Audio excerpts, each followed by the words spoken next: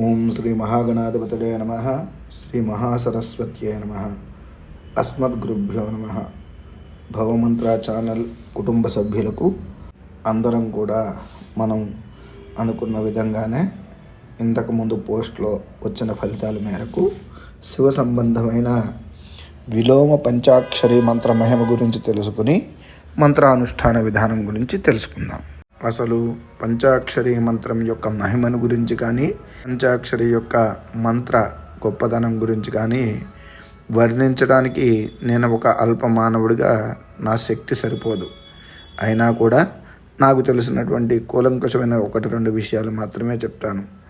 ప్రతి మనిషికి కూడా ఈ శివ పంచాక్షరి మంత్రం యొక్క అనుష్ఠానం చేయాలంటే ఎటువంటి గురువు యొక్క ఉపదేశము కూడా అవసరం లేదు. ఎందుకయ్యా అంటే మనం అక్షర స్వీకారం చేసుకునేటువంటి సందర్భంలో ఓ నమః శివాయ సిద్ధన్నమః అని రాయిస్తారు. అంటే తండ్రి చేత రాయించబడేటువంటి ఈ అక్షరాలు ఏవైతే ఉన్నాయో దీన్ని సిద్ధ పంచాక్షరి అంటారు. అంటే శివ పంచాక్షరిలో భాగమే కాబట్టి, అంటే గురువు ద్వారా కానీ తండ్రి ద్వారా కానీ మనం చిన్నతనంలోనే అక్షరాభ్యాస సమయంలో అందరం కూడా శివ పంచాక్షరి యొక్క దీక్షను పొంది ఉన్నాం.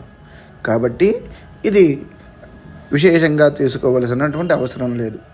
ఈ చరాచర సృష్టిలో కూడా అక్షరములన్నీ కూడా ఈశ్వరుడి యొక్క ధనస్సు అజగవ అనేటువంటి ధనస్సు నుంచి, అలాగే ఢమరుకం నుంచి ఆయివుళక్ అనేటువంటి అక్షరాలు మొదటగా పుట్టాయి. అంటే అక్షర స్వరూపుడిగా ఈశ్వరుణ్ణి చెప్పడం జరుగుతోంది. కాబట్టి ఈ ఈశ్వరారాధన చేస్తే జ్ఞానము అన్నీ కూడా కలుగుతాయి.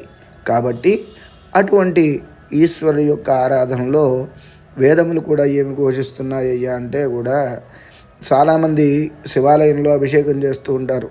చేసేటువంటి సమయంలో గుడిలో ఉండేటువంటి అయ్యగారు లేదా పంతులు గారు ఆయన ఒక దగ్గరకు వచ్చేటప్పటికి హరహర అని అరిచి కొబ్బరికాయ కొట్టి ఆ కొబ్బరి నీరుని శివలింగం మీద పోస్తూ ఉంటారు. అందులో నమస్సోమాయచ అనేటువంటి మంత్రాలు వస్తాయి.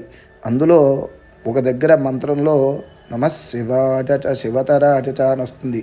అంటే మనల్ని తరింపజేసేటువంటి ఈశ్వరుడు ఎవరైతే ఉన్నారో అటువంటి పార్వతీ పరమేశ్వరులు ఇక్కడ ఉన్నారు అని వేదం ఘోషిస్తోంది. కాబట్టి అక్కడ కొబ్బరి నీటితో అభిషేకం చేస్తే శుభ ఫలితాలు కలుగుతాయి. కాబట్టి అక్కడ కొబ్బరికాయ కొట్టి మనిషి ఉద్యుక్తుడై ఉన్నాడు, భగవంతుడి పట్ల శ్రద్ధ కలగాలి అని చెప్పి హరహర అని అరిచి అక్కడ కొబ్బరికాయ కొట్టి గంట వాయిస్తూ ఆ కొబ్బరిని స్వామికి సమర్పిస్తారు.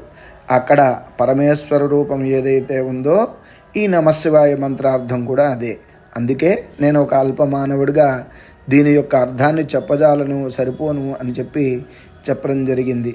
కాబట్టి అంత గొప్పదైనటువంటి శివ పంచాక్షరి మంత్రాన్ని కనుక జపం చేస్తే ఎవరికైనా సరే గురువు లేనటువంటి వారు కూడా శివ పంచాక్షరి జపం చేస్తే ఈశ్వరుడే గురువయ్యి వాళ్ళందరికీ కూడా మార్గాన్ని తెలియజేస్తాడు. అలాగే ఈశ్వరుని ఎలా గురువుగా పొందాలో ఇంతకుముందు నేను చెప్పాను.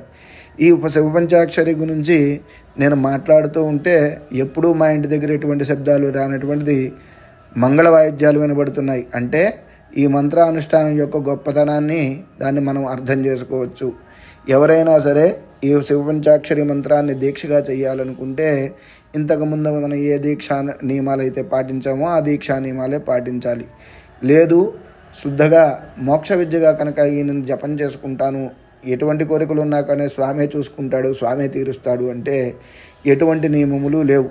చక్కగా ఇది మానసికంగా నమశివాయని కానీ జపం చేసుకోవచ్చు. అదే ఏదైనా మనిషికి అనవరాని కష్టాలు అంటే చెప్పుకోలేనటువంటి బాధలు ఉండి తీరనటువంటి కష్టములు కలుగుతూ ఉంటే కనుక ఈ శివ పంచాక్షరి మంత్రాన్ని తిరిగి వేసి జపం చేస్తే ఇంకా వారికి ఉన్నటువంటి కష్టాలు బాధలు కూడా తొలుగుతాయి. అది ఎలాగయ్యా అంటే నమశివాయ అనేటువంటి మంత్రాన్ని శివాయ నమః అనే మంత్రంగా, అంటే నమశివాయ శివాయ నమః అని జపం చేస్తూ ఉంటే కనుక మనిషికి కలిగినటువంటి కష్టములు బాధలు కూడా అన్నీ తొలుగుతాయి.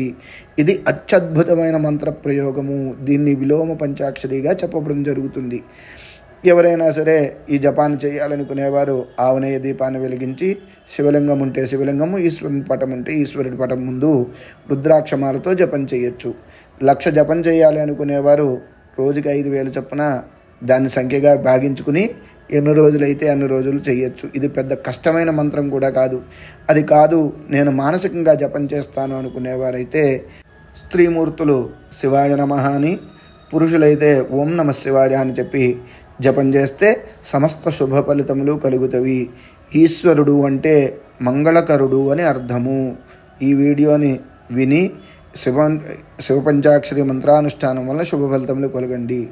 ఈ వీడియో పెట్టడానికి కారణం ఏమిటయ్యా అంటే, ఈరోజు నేను పెడుతున్నాను ఎల్లుండ సోమవారం రోజున ధనుర్మాసంలో ఆర్ద్ర నక్షత్రంతో కూడినటువంటి సోమవారం కాబట్టి ఆ రోజున ఎవరైతే తెల్లవారుజామునే లేచి ఈశ్వరుని యొక్క పూజ చేసి శివ పంచాక్షరి మంత్రానుష్ఠానం చేసి స్వామివారికి అన్నంతో వండినటువంటి ప్రసాదాన్ని నివేదన పెడతారో, సూర్యోదయాత్ పూర్వం అంటే సూర్యుడు ఉదయించక ముందు చేస్తారో వారికి సమస్తమైన ఐశ్వర్యములు కలుగుతాయి అని చెప్పి శివపురాణంలో చెప్పబడింది.